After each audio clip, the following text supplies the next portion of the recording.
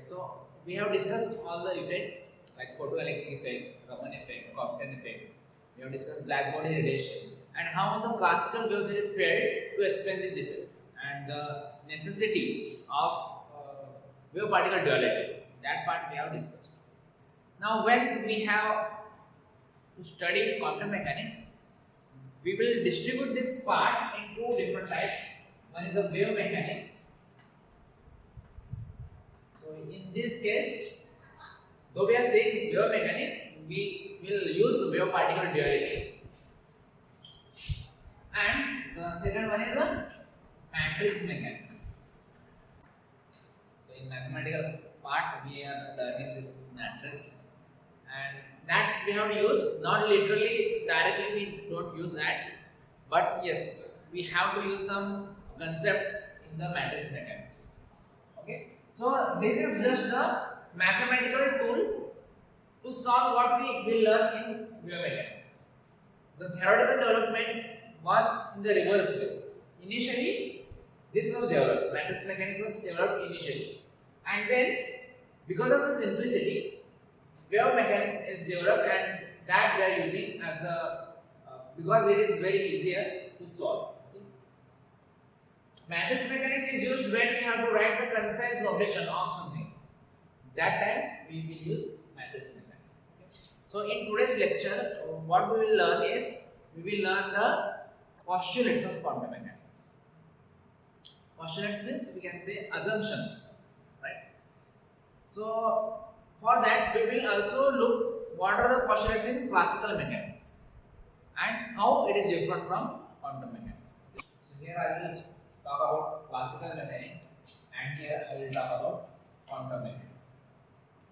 So first difference is, if we have to define one state of a particle, to define that state of particle, we need minimum two quantities, and that quantities are the position of the particle and momentum of the particle. In other words, we can call speed, but most of the time we will use momentum. So here, to locate or to define a state, we need position and momentum. But to define a position in quantum mechanical world, we will only define one state by some function. The function is called as the wave function, that we will see after the postulates. Now,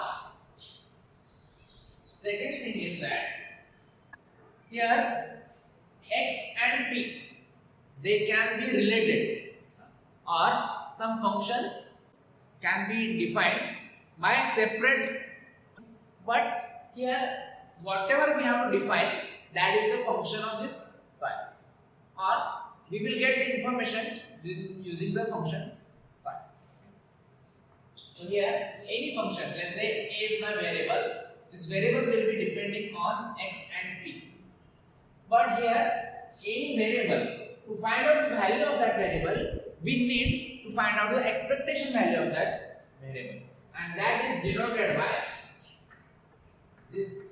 Whatever I am writing is called as a Dirac notation, that we will see shortly. Just we will list these four, and then we will discuss them later.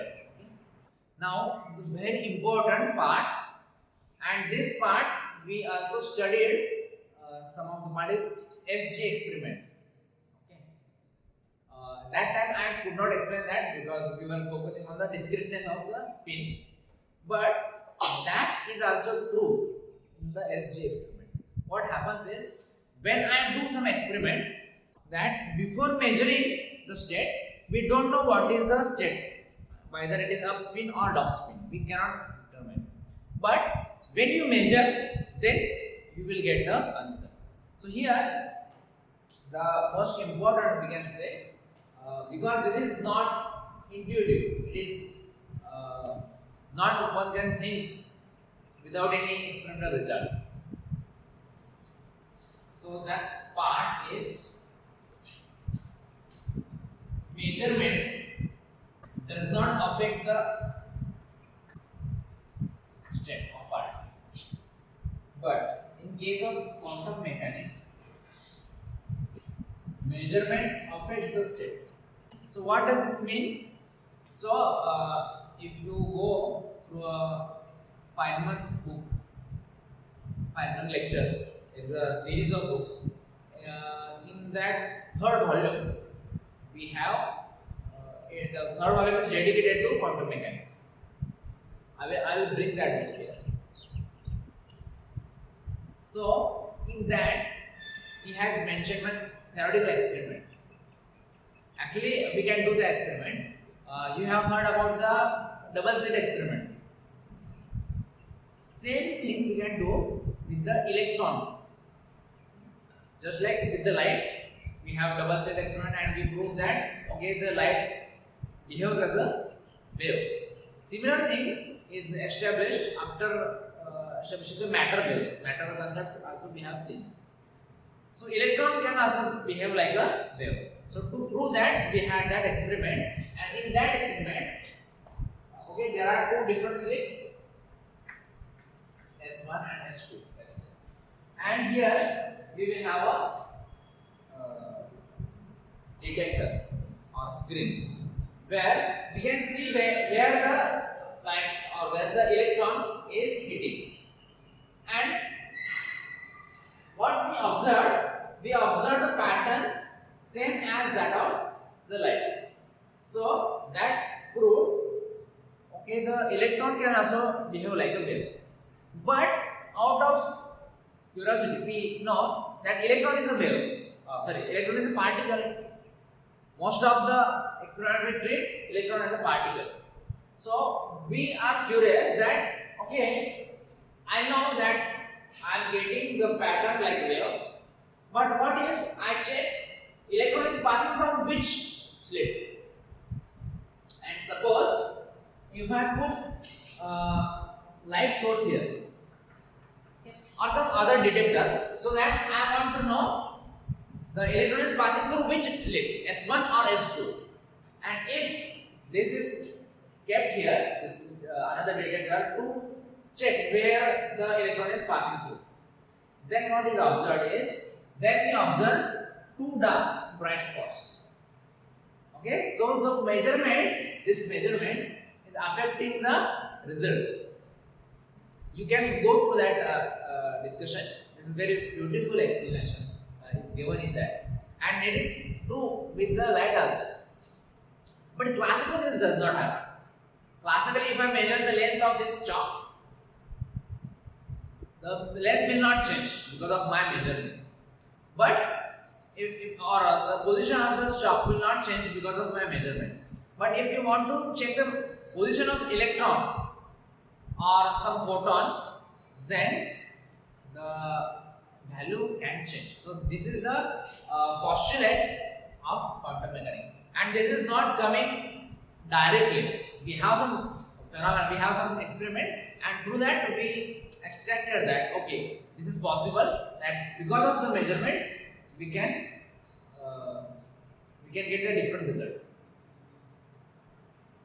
Now in SG experiment also we have seen that we can measure the up spin or down spin, or in terms of axis plus z minus z, and if I again apply in the other direction plus x and minus x, then I again get plus or minus. So this is happening because the measurement is affecting the previous results, okay? And therefore there is one term, it is called as collapsing. So whatever the measurement is there, the state is collapsing into that particular measurement. So suppose we are measuring, let's say state A we are measuring, and initial our wave function is this psi. Now if my initial wave function is psi and I want to find out the value of this, then this state, when I operate this is the operator, this is called as an operator. So when I operate this, I will get this psi will convert into another state, and this will collapse into that particular state. That we will also see in some next lectures. And the the state of motion is given in classical mechanics. We can give this by Hamilton's equation. Hamilton's equation we know x dot or q dot we can write is equal to lambda h by lambda p, and p dot is equal to minus lambda h by lambda x, or when we are writing q, it will be lambda q. And in case of quantum mechanics, we will use the state of equation as Schrodinger's time dependent equation. I h dot lambda by lambda t psi is equal to minus h square by 2m del square psi plus psi. We will explain this. If I have to use get here, then I will also use get here. If not used, then you should not use anywhere. So if I am writing this in get notation, this is in matrix notation, matrix mechanics. And if I am not writing in this form, then it will be in the wave mechanics. Okay. So we will first start with the wave mechanics, which will be easier one. Okay. Now another thing I forgot to tell you. Here, this we call as a state variables. All physical quantities in classical mechanics are considered as a state variables. We can do direct measurements of that. We can measure position, we can measure momentum, we can measure energy, potential energy, kinetic energy. All things we can measure. In quantum mechanics, because I told you, measurement will affect the reality.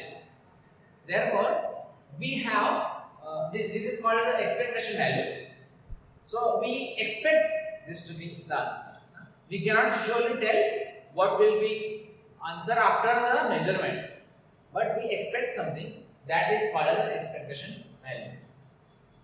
All these state variables in quantum mechanics are operators, and in case of mathematical part, we also discussed that column matrix is called as a vector. Okay, so n by 1. This is a vector. In quantum mechanics also, we will treat column vectors as a vector, and matrices of same dimension n by n are the operators. Okay, so if n by n matrix is there, this will be operated as an or termed as an operator. So this a, whatever the state variable a is, that will be the operator.